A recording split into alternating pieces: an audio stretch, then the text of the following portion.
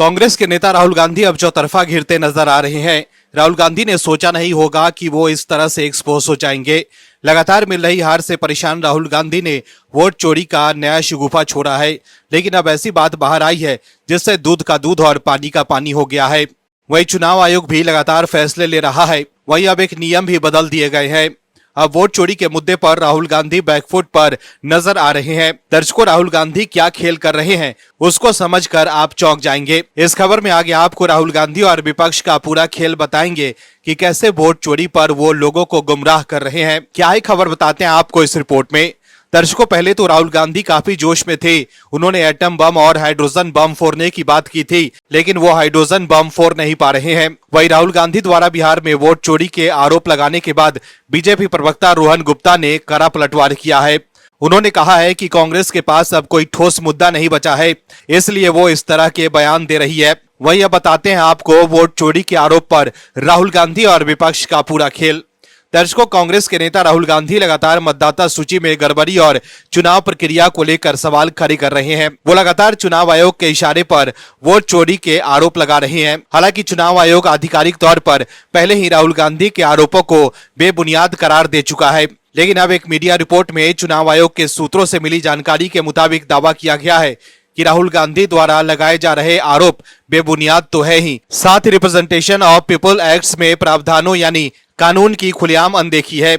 ऐसे में ये सवाल भी उठ रहे हैं कि क्या राहुल गांधी जानबूझकर कानून की अनदेखी कर बेबुनियाद आरोप लगा रहे हैं। एक मीडिया रिपोर्ट में चुनाव आयोग से जुड़े सूत्रों के मुताबिक दावा किया गया है कि कानून में साफ तौर पर लिखा है कि अगर किसी भी व्यक्ति या राजनीतिक दल को मतदाता सूची को लेकर कोई आपत्ति है तो उसे पहले से स्थानीय स्तर पर एसडीएम और उसके बाद अपील के तौर पर डीएम के पास शिकायत दर्ज करानी होती है। वोटर लिस्ट संशोधन का सीधे तौर पर केंद्रीय चुनाव आयोग से कोई लेना देना नहीं है। यहाँ तक कि अगर आयोग को कोई शिकायत मिलती भी है तो उसे स्थानीय स्तर पर ही संबंधित अधिकारी को भेजा जाता है। वही कानून में यह भी प्रावधान है कि अगर किसी व्यक्ति को चुनावी नतीजों या मतदाता सूची को लेकर आपत्ति है तो वो चुनावी नतीजे के 45 दिन के भीतर हाईकोर्ट में चुनाव याचिका दाखिल कर सकता है।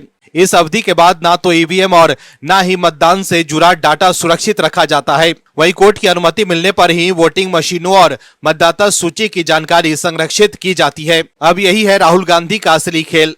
दरअसल नियम के अनुसार यदि किसी व्यक्ति को चुनावी नतीजों या मतदाता सूची को लेकर आपत्ति है और उसको लगता है कि वोट चोरी हुई है या कोई धांधली हुई है तो वो चुनावी नतीजे के 45 दिन के भीतर हाईकोर्ट में चुनाव याचिका दाखिल कर सकता है। लेकिन राहुल गांधी चुनाव नतीजे के 45 दिन के भीतर कोई आरोप नहीं लगाते हैं और ना ही कोर्ट का दरवाजा खटखटाते हैं। वो जानते हैं कि 45 दिन के भीतर आरोप लगाकर कोर्ट जाएंगे तो कोर्ट के आदेश पर वोटिंग मशीनों और मतदाता सूची की जानकारी संरक्षित की जाएगी और जांच के बाद साफ हो जाएगा कि चुनाव में कोई गड़बड़ी नहीं हुई है, जिसके बाद वो एक्सपोज हो जाएंगे।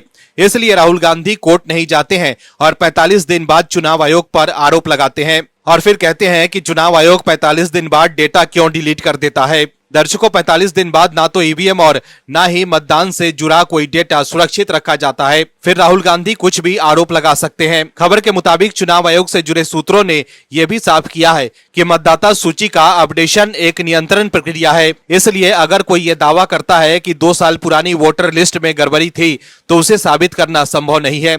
इसलिए हर चुनाव के बाद नई वोटर लिस्ट बनाने की प्रक्रिया शुरू हो जाती है। जानकारों का कहना है कि जिस तरह से राहुल गांधी ने आरोप लगाए हैं उस आधार पर कोई भी व्यक्ति कभी भी किसी भी चुनाव की प्रक्रिया और परिणाम पर सवाल उठा सकता है, जबकि चुनावी नियमों में साफ तौर पर समय सीमा और अधिकार क्षेत्र तय किया गया है ताकि चुनावी प्रक्रिया की निष्पक्षता और पारदर्शिता पर अनावश्यक सवाल न उठ सके। कुल मिलाकर चुनाव आयोग और विशेषज्ञों का मानना है कि जिस मतदाता सूची के आधार पर चुनाव कराए जाते हैं उसकी प्रति अधिसूचना जारी होने के बाद सभी राजनीतिक दलों को दे दी जाती है। ऐसे में उन्हें पर्याप्त समय और अवसर मिलता है कि वो उस सूची में किसी भी प्रकार की गड़बड़ी को लेकर अपनी आपत्ति दर्ज करवा सके।